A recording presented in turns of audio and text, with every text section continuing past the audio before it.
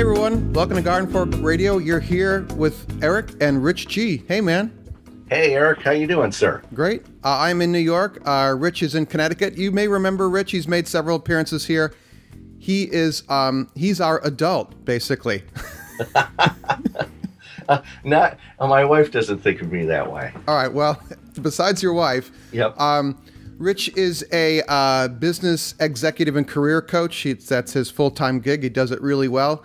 And you and I met because you sent me an email that I lost, and then you kind of shouted out to me on Twitter. And I was like, oh, who's this guy? You know, and then we've met actually several times because Rich lives kind of on the way to our little country cabin there. And so every once in a while we meet up at the Dunkin' Donuts or a diner. Yep, absolutely. I always try to bring you to the best diners because I know you and I both love great breakfasts. I do. The Laurel, is it the Laurel Diner? Laurel Diner, and it's like homemade corned beef hash, and their French toast is great. You love their eggs. Everything is wonderful. And Jan and Michael Stern from the Road Food People, I think they live near there. And, I think so too. And they have written about that in their book, and they've spoken about it. They're regulars on the Splendid Table podcast, Lynn Rosetta Casper, who's been a guest on our show, actually. So cool. So, you know, the kind of this weird small town thing, the Garden Fork small town thing just works kind of beautifully. It is nice. It's. I love it because you could sit at the counter and watch them make your breakfast right there. And I love the mechanics of how they manage like 5, 6, 10 different meals at the same time. I love watching that. All right, this is totally off topic because that's what Garden Fork's all about. But when I go to the Midwest, I go to the Waffle House.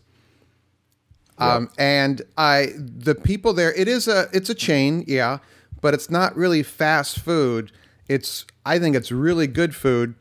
And I love to sit at the counter, and it's an open kitchen, and they don't give the chefs any written orders. They call it all out.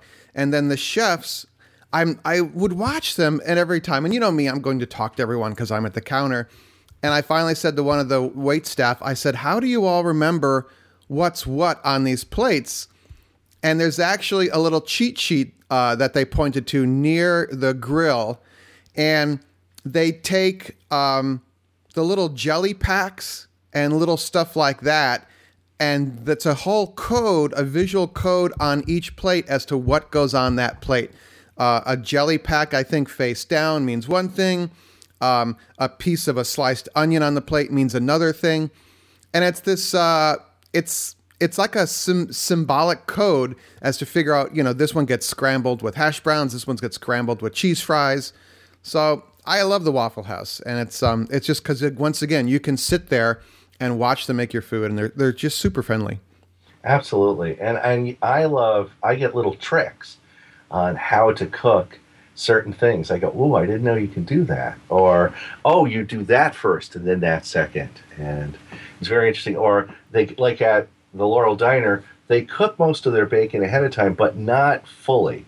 It's very sloppy, and then they grab it out of this pot, and then they throw it on the grill, and it's only on the grill for another few minutes, and then it's perfect. So and they crisp it up, yeah. Yeah, so it's very interesting. So, hey, if you all have some diners near you that you want us to talk about, why don't you send me an email? It's radio@gardenfork.tv. Radio@gardenfork.tv. Just having that email, that specific email for the show, has helped me be a little more organized. So. So, Rich, you are on Instagram like I am. I've just newly discovered Instagram, and I think it's a lot of fun. It's a neat way if you're promoting a brand or promoting yourself or just enjoying your life, posting pictures, and people, the discoverability of it is very fast. So people that like Labradors have been finding me on Instagram fairly quickly. But you posted a picture of you and I think your son shoveling your driveway with this thing. Yes. Yeah, it's a contraption that I ran into. One of my favorite websites on the web is called Cool Tools. Oh, I know that one. Yep, and I think I've mentioned it before, maybe, but it's a Kevin Kelly, who's this technologist, and he's written a number of books. He has this website. If you want to check it out, it's at kk.org, and you'll find cool tools there. And every day they have somebody post a cool tool, or a cool screwdriver, or a sander, or something. And sometimes it's a wine bottle opener, or wine opener, corkscrew they find is above the rest, a much better tool than you'll ever see. Plus, it's not that expensive. They find the best deals. So it's a website I probably look at every day. And I was about a year or two ago. They had this new type of snow shovel called the Snow Wolf, or they used to call it the Snow Wovel, which is I think a play on wolf and shovel or something. I don't think it stuck very well. Uh-huh. But the Snow Wolf, and it's a great shovel, because if you know the mechanics of a basic shovel, there's a lot of back action. A lot of the weight is on your back. Yep. And you're also projecting, especially in slushy or heavy snow, you're putting a lot of weight on the front of the shovel, and you're on a pole. So the farther back you are on that shovel, you're increasing the weight. So something that only weighs 20 pounds on your shovel might feel like 60 pounds because you're trying to lift it and throw it.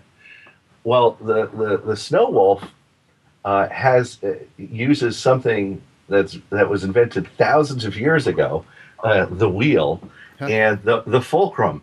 It's two things. And what they do is it's a long pole with a handle brace, so it comes to a T. So you use both hands, and it's kind of like if you can think of the action of two men that are on a railroad car when they're pushing up and down to move the railroad car. Oh yeah, like the pump car, I think it's called, or something. Absolutely, the pump car. That's how the Snow Wolf works. That you have a big 3-foot wheel in the center. It's made out of a plastic carbonate with a rubber wheel. And by the way, there's no air. It's solid rubber, so it'll never pop or anything. But that's in the center of this pole. And the shovel itself, which is, I think, about 30 or 32 inches. So it's a fairly big shovel. Wow. And you push it along. You just you push it along on your driveway until the shovel fills up with snow. And you'll know it'll start pushing it around the side. And then you go to the edge, and like the pump car, you push down on the T end, and the shovel end flies in the air and throws the snow 6-7 feet away from you. Wow. So there's no back action whatsoever. It's legs and your arms. So it's kind of like you're doing push-ups. My son and I did our entire driveway, which runs about 200 feet by, I'd say, about 30 feet wide, in less than an hour. And it was like 5-6 inches of snow. Nice. And you just walk it. You just walk it and push and walk it. What you usually do is you start at the top and you do a center strip all the way down, and then you turn and do half the driveway, and then you do the other half of the driveway. But there's virtually no throwing of snow whatsoever. You're not save throwing. Your back. Absolutely. It was a great workout, but like my wife and I have shoveled the driveway sometimes, and it's like, okay, how many Advil would you like? I'm taking 3. Yeah. And I feel awful the rest of the day. I felt great after it. It was like, this was easy. And the only thing I tell people is get cleats, ice cleats for your boots, because your feet can't slip at all. So go on Amazon. There's a bunch of them out there that you could buy there. They run about $20, $25, and they stretch around your work boots. So they grab into the ice or snow when you're doing it. Wow. This is actually a shameless sales pitch, because actually in our recent Garden Fork email newsletter, I put in a little thing for the kind of rubber cleats that I use. They're called stabilizers. and I found that those are one of the better ones. We've bought several different kinds because here in the city, the sidewalks ice up, and in the park, I have to walk through what was grass is now ice. And some of those cheaper rubber ones fall off and stuff, and these stabilizers work really well. So there'll be a link on our show notes here to that. But yeah, any kind of grippy stuff. Stabilizers also has a much more robust system where they're the same kind of what are those things, the studs that they put in studded snow tires? They put them on a piece of rubber, and you strap it on the bottom of your boots, and you can walk on anything with those. It's just, it really, because I went out there originally with just my boots, and I found that I was slipping a little bit because we do have an incline to our driveway. And it was funny, you know, I'm 50, so if I fall, it's not bad, but it's going to hurt. You know? Yeah. It's going to hurt. And I've had friends that have fallen and like broken their arm or wrist, and it's like, okay, I'm not going to do this anymore. So it's better to be safe than sorry. Yeah, it's totally worth the $25 or whatever for the stabilizers. Cool. But I found now you might be saying, well, I'll go out and I'll get a snowblower. And I just find I've been like, maybe it's me, I'm religiously against snowblowers just because they especially if there's any wind, the snow is blowing in your face. You have to deal with the gas and everything like that. They're loud. They're polluting, like you've already said. And I find this solution is clean. You're getting a little exercise. Now, I would say they say on the site, yeah, you could do 1 feet, 2 feet of snow. You know, it's going to be tough to do that much snow. Right. You're going to be out there a lot longer. But I did 6 inches, and I was out there less than an hour. And again, I have a big driveway. So if you have a small suburb driveway, where I used to live years ago, it was small. You'd be out there less than 10 minutes with this thing. Cool. And it's called the Snow Wolf, so we'll link to that in our show notes here. Yeah, you could buy it right from Amazon, and it is Prime if you're on Prime, so that's great that they'll send it right out. And it was very easy to put together. It was like 4 pieces. So using the Garden Fork affiliate link, of course, when you're shopping on Amazon. Absolutely. We have to pay for the bandwidth, you know? I just had to buy another hard drive. Oh my goodness. One of the drives was failing, and I was like, if I don't get the data off now, we're toast, you know? Yep. I did have it backed up, but I had a feeling that I hadn't backed it up recently, and so there was some new media on there that was going to be toast. So, and of course, I made a video about when you have external drives and the drive dies, it's usually the drive itself and not the electronics. So you can swap out the drive. And I made a video about how to do that just the other day. I've had that happen to me. And so I'm almost religiously on the other end where I have backups on a number of online backups. I have a number of physical backup drives. Portable backup drives. I think I go crazy about this stuff. I even have a backup SD card in my MacBook Air, which duplicates everything that I do. It's just, I wish somebody would come out with like, this is what you really need to do, and you'll be totally safe. No, you're fine. Yeah. So you wrote me about a furnace fix, and I was kind of curious about this, so I wanted to hear the story. Well, what happened was, and this probably happens to a lot of people out there, where your furnace is fine, it's working. Our furnace is hooked up to the hot water. We're an oil-based furnace that not only heats our house, but it provides hot water. So we don't have a hot water heater. So you have a hot water baseboard system for heating then? Exactly, hot water baseboard, and it's also connected to all the faucets and water systems. So whenever we grab hot water, our furnace will turn on and give us hot water.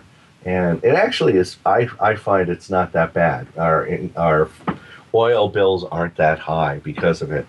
But you find that, like, if something goes wrong, you don't notice it, or you're like, there's something weird here. Not like the furnace died.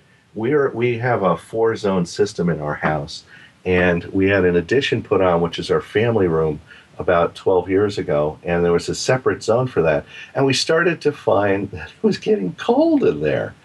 And we're like, okay, maybe we should pull the curtains on the sliding door, or maybe that's it. And, well, maybe this. And we kept trying to set it, and I would be sitting and going, it's freezing in here. And we had the doors open to the rest of the house, so it probably was overproducing heat to come in. But we realized that it was like 62 in the room. And we're like, we're not getting heat. And I was feeling the baseboards. And so I went downstairs and felt the pipes. And of course, you immediately like burn your hand. You grab the pipe, you go, okay, there's hot water in there. Yeah. And if you're familiar with your furnace, if you have a multiple zone system, they have these things in the middle of the pipe called, the name is the taco zone valve. Mm-hmm. That's the manufacturer is Taco, Taco, and it's a zone valve, and it's electronic. So if you call for heat, the thermostat calls for heat. It sends an electrical impulse to this Taco zone valve, which then goes, oh, okay, open up. So it just clicks a switch and opens that pipe and allows boiling hot water to flow through. To go to that part of the house that needs the heat. Exactly. And it sends all the hot water that way. What I found when I went downstairs was on the right side of the pipe was boiling hot water because the pipe was nice and hot.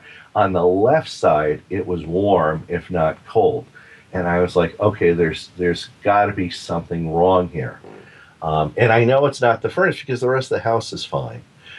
So I said, it's kind of like Sherlock Holmes, you're deducing. It's not the big thing. It's something that has to do with that room. So it's either the thermostat is not calling for the heat. There's something wrong there. Mm-hmm. Or it's the Taco zone valve. So I first checked, of course, and I tell everybody to do this. Check the batteries in your thermostat. That's the first thing. So we changed the batteries, and it was still, by trial and error, it was still not working. So then I said, well, we can call a plumber to check the Taco zone valve and do the requisite plumbing for that. Or I can go to the hardware store and buy a new thermostat because I don't really know if the electronics aren't working. You know, they tend to go after a while. Right. So I said, you know what, I'll go out and spend $30 and get a thermostat. And so I did that, installed it. It still wasn't working. So I'm $30 in, and I have a new thermostat, which was nice. But we deduced that it was the zone valve. There's something wrong there. So we called the plumber, the furnace company, who came and fixed it. And it's actually a pretty quick fix because he didn't have to do any plumbing. Yep. All he does is he pulls off the top of the zone valve, which has all the electronics and the wires, and he just puts a new one on top of it. So what the electronics had fried, not the mechanical part? Yeah, the electronics. The mechanical part was fine. And he said he put a new one on. It started working immediately. And he just said it happens. The electronics sometimes get fried. They get old. Yeah. They're in a cellar, and it's electronics. So he just connected 3 or 4 wires. He was there no more than an hour, and it was a very quick fix. And he didn't have to do any like soldering or blowtorch work. It was on and off. But it was simple, and I was proud of myself that he was like, "Yeah, you deduced it exactly. That's exactly. I didn't have to look around." And so you have a future in plumbing. Yeah, absolutely. No, I'm not a good plumber. No, I'm not a good plumber. I'm a nervous plumber because I'm always afraid that my solder is never going. It doesn't go all the way around, and there's going to be a leak somewhere. So you ought to be in the basement with me when I have to cut open a water main of a multifamily apartment building. Oh gosh, I'd be a nervous wreck. That's my one fear because when I was a kid, we had, a pipe burst or electric water heater, break, and you go down and in the cellar there's a foot of water. Yeah.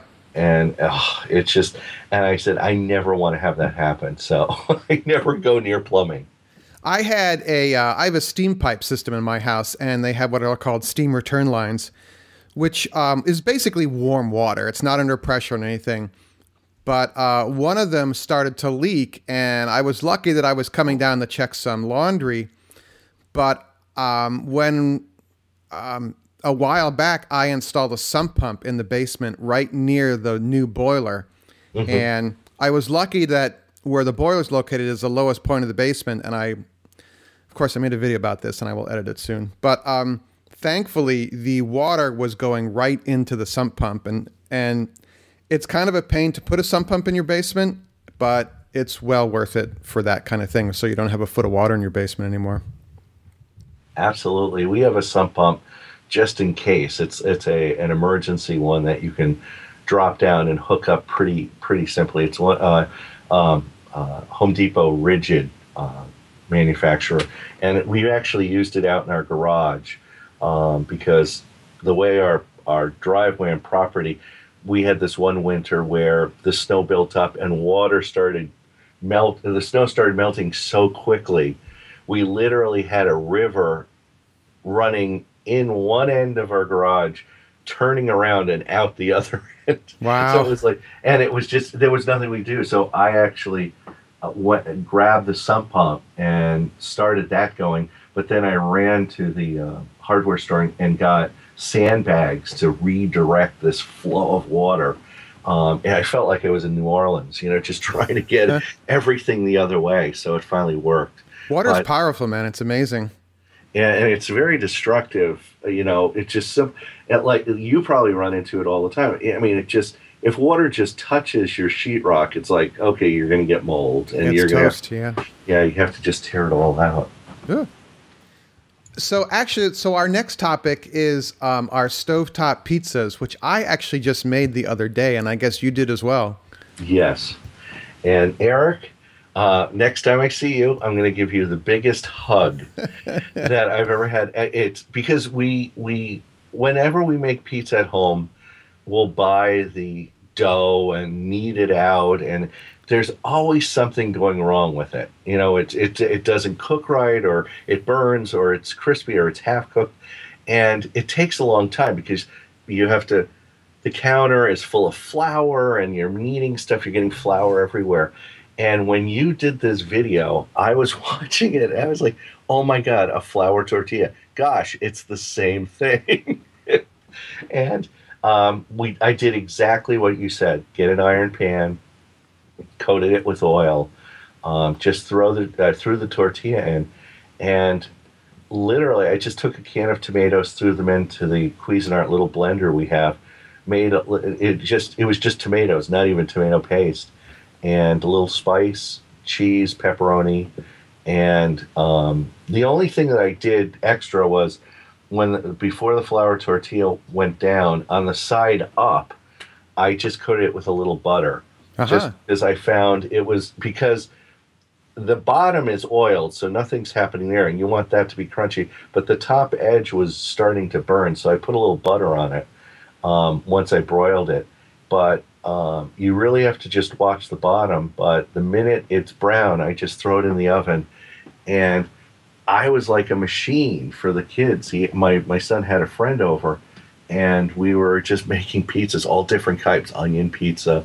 We had some extra bacon. We had pepperoni. We had peppers. We were doing all these different types of pizzas. And I can't thank you enough. Everybody was like, these are great. These are great pizzas. I can't claim to have invented that. I actually saw it several places online. One place I saw recently was Serious Eats.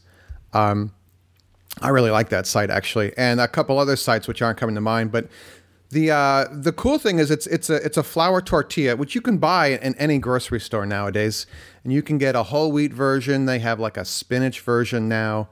In my neighborhood, you can get all sorts of tortillas. It's just kind of amazing. And we had a friend come over, and they brought us some cheeses, and one of them was this big hunk of fresh mozzarella, which we barely touched while our friends were visiting. And I was like, well, I got this mozzarella. I could make those stovetop pizzas. So a couple of nights last week, that's what we had for dinner. It works.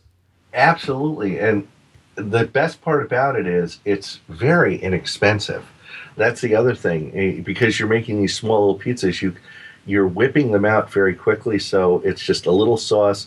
If it's more than 2 to 3 minutes of prep time, and I just threw a little spice on one. I did a little garlic, some other I did oregano, and I've been playing around with all different things. Now I want to start playing with the cheeses and stuff. I think you put mozzarella and then some Parmesan on it too. So we've been doing that now, our second thing. But again, it's like a new angle on an old technique, and you're like, wow, this is so fast and simple. And coming from a family, my wife and I both work, come home, let's just make pizzas. Boom, boom, boom, we're done. And it's easy cleanup too. That's the other thing. There you go. Cool. So I like this. I like how Rich decides that he wants to be on the show, because he emails me with a list of stuff he wants to talk about, and then he keeps on emailing me until I pick a day that we do this. So you're like the perfect guest. Oh, it's what I teach my clients. I call it persistence. Or the analogy I use is you're a little wood tick and you're just burrowing, and they're going to give in after a while. Me, it's just getting me to focus on like picking a date. I wouldn't call it impulsive, but I'm very good on short-term things. But if I have to think 3 days out, I'm not good. I'm like, can I do this 3 days? Can I do this next Wednesday at 9 a.m.? I don't know. I'm always like, let's do it right now. Absolutely. In fact, I'm different because I have to run my business with a very rigid calendar. So somebody would say, well, I'd love to get together with you like on a Friday. I said, send me the date 2 to 3 weeks ahead of time, and then I'll lock you in. You'll be fine. And because the last minute stuff is kind of tough to try and juggle. But everyone's different. You have different responsibilities than I do, and so our calendars are different. So. Yeah. But I always love talking to you. Excuse to talk to you is always a pleasure. Actually, the next time we talk, I'd like to talk more about, is it called GTD, Getting Things Done? Yep. I think that would help a lot of people. I have a couple things that I've gotten better at. And WNYC has a podcast. It's an NPR station called New Tech City. And Manoush, the host, has been working on the phone's ringing. That's a bad thing. Sorry about that. Hold on. Let me just make the phone stop ringing.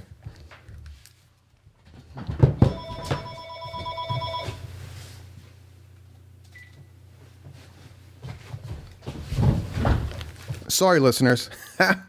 Hey, Eric, can I just ask you a quick question? I don't know if it's me. Have you been finding, at least in our household, our home phone is never welcome, whoever is calling. It's our cell phones are friends, colleagues, work, and that sort of thing. Our home phone is always a survey or somebody trying to sell us something. And now when it rings, there's this like anger. You're like, I don't want to answer this phone. Are you finding that happening? Yes. It's usually a survey or someone trying to sell me something, so I don't answer it. I keep it mainly because I don't like to talk for long periods of time on my cell phone, so I use the landline to have a lot of phone conversations. If I don't know, maybe I'm a little old school like that, but I just don't like the idea of the cell phone next to my skull for that long. Absolutely. Well, actually, for my coaching, I have a headset with a landline because I find the landline is more, it's more reliable. It won't cut out sometimes. Yep. But I'm just finding that I'm not answering the phone. And it's almost like hot potato with my wife and I looking at each other going, are you going to answer it? Am I going to? And I finally said to her, it's not for me. It's never for me. And it's not for you either. And we laugh. And I'm waiting for the time where, we get that one bill and we go, we're just going to cut the cord. Or we've actually rolled it down to the minimum charge on our phone just because we don't want to incur a lot of charges like we do on our cell phone. Yeah, this is actually a VoIP phone landline. I mean, It's the phone number we've had for years, and we just transferred it to we use Vonage.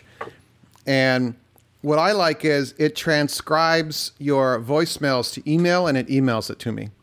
Oh, that's nice. So I don't, and we have wireless cordless phones, and they all have caller ID on them. And unless I recognize the phone number, it's usually my parents or someone like that calling. I just don't need to touch the phone.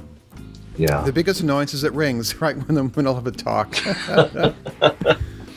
All right, cool. Well, we'll have to do this again in a couple weeks. By the way, Rick, our regular co-host, is in Florida right now. He's warming up. He says that Virginia's too cold in the winter, so it's freezing up here, man. Yeah, it's cold. It's been, and the snow's not going away. It's just hanging around. Yeah, and a little public thank you to Maddie and Kevin, who have emailed recently, and there's a couple of people that emailed me and I lost your emails. So if in the past couple of months, if I haven't gotten back to you, please just email me again, radio@gardenfork.tv, because something happened with my laptop and I deleted some emails by accident. So oops. There. All right, cool, man. Eric, thank you. So next time we'll talk about how to get things done. If you all are out there and you have some productivity tips, we'd like to hear from you as well. Maybe you could call in or you can email. All right, everyone. So make it a great day, and we'll see you later. Garden Fork's theme music is used under license from uniquetracks.com.